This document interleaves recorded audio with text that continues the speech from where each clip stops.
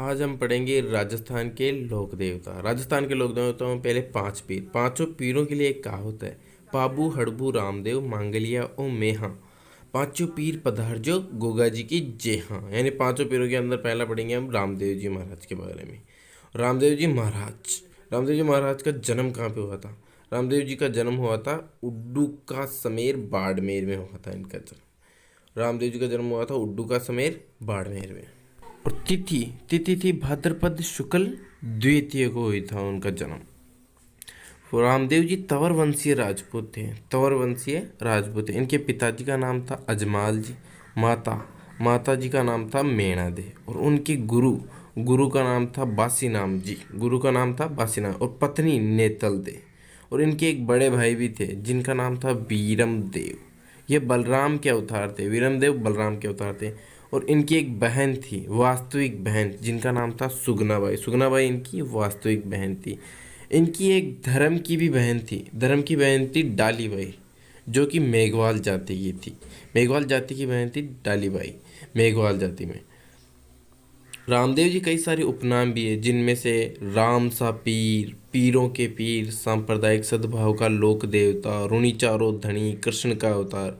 रामदेव जी मल्लीनाथ जी के समकालीन थे। मल्लीनाथ जी ने रामदेव जी को पोखरण क्षेत्र की जागीर दी, जिससे रामदेव जी ने अपने भतीजी को दहेज देकर रुणीचा नामक नगर बसाया था। रामदेव जी के भजन गाने वाले भक्त ब्यावड़े कहलाते हैं। और पोखरण में भैरव नामक राक्षस का अंत किया था। ये मोस्ट इम्पोर्टेंट है। रामदेव जी ने पोखरण में भैरव नामक राक्षस का अंत किया था। ये एकमात्र ऐसे लोक देवता हैं जो कवि भी रह चुके हैं, और कोई से भी लोक देवता कवि नहीं थे। इनकी एक रचना भी है, रामदेव जी की एक रचना भी है, जिसे 24 वाणियाँ कहते हैं। रामदेव जी की रचना 24 वाणियाँ। हिंदू धर्म के प्रबल समर्थक थे रामदेव जी, और इन्होंने शुद्धि आंदोलन चलाया। जिस शुद्धि आंदोलन क्या है? जबरन मुसलमान बने व्यक्तियों को हिंदू धर्म में पुनः वापसी। अब मोस्ट इम्पोर्टेंट एक लाइन बता रहा हूँ मैं आपको। रामदेव जी ने शोषण के खिलाफ आंदोलन चलाया, जिसे जम्मा जागरण कहते हैं। और दूसरी मोस्ट इम्पोर्टेंट लाइन है कि रामदेव जी के लिए किया जाने वाला रात्रि जागरण जम्मा है। शोषण के खिलाफ आंदोलन जम्मा जागरण, और रात्रि में किया जाने वाला जागरण जम्मा। रामदेव जी के मेघवाल भक्त रीखिया कहलाते थे। रामदेव जी ने भाद्रपद शुक्ल 11 को जीवित समाधि ली थी। रामदेव जी ने भाद्रपद शुक्ल 11 को रामदेव जी से आज्ञा लेकर डालीबाई ने एक दिन पहले ही भाद्रपद शुक्ल 10 को जीवित समाधि ली। मेला रामदेव जी का मेला लगता है भाद्रपद शुक्ल 2 से 11 तक मेला लगता है। और मोस्ट इम्पोर्टेंट बात, मेले में कामड़ जाति की महिलाएं 13 ताली नृत्य करते हैं। रामदेव जी की कई सारी शब्दावलियाँ हैं, जिनमें रामदेव जी के प्रतीक पगलियाँ हैं। रामदेव जी का स्थान क्या कहलाता है? थान कहलाता है। रामदेव जी का मंदिर मंदिर देवरा कहलाता है। देवरा मंदिर कहलाता है, या मंदिर को देवरा कहते हैं। ध्वजा, रामदेव जी की जो ध्वजा होती है उसे नेजा कहा जाता है।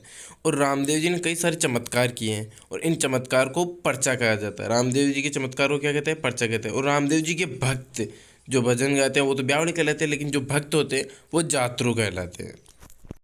अब हम पढ़ेंगे रामदेव जी के प्रमुख मंदिर। रामदेव जी के प्रमुख मंदिरों में पहला नंबर आता है अधरशिला। अधरशिला है जोधपुर में। दूसरे नंबर पर आता है बराठिया। बराठिया है अजमेर में। तीसरे नंबर पर मसूरिया। मसूरिया जोधपुर में। चौथा है सुरताखेड़ा। सुरताखेड़ा है चित्तौड़गढ़ में। और पांचवा छोटा रामदेवरा, जो गुजरात में मुख्य मंदिर है। रामदेव जी के मंदिर में कपड़े का घोड़ा चढ़ाया जाता है। रामदेव जी के मंदिर में किसका घोड़ा चढ़ाया जाता है? कपड़े का घोड़ा चढ़ाया जाता है। वैसे रामदेव जी के कई सारे मंदिर, उनमें से प्रमुख ये 5 थे। रामदेव जी की फड़ के वाचन के समय कामड़ जाति के भोपे रावण हत्ता नामक वाद्य यंत्र बजाते हैं।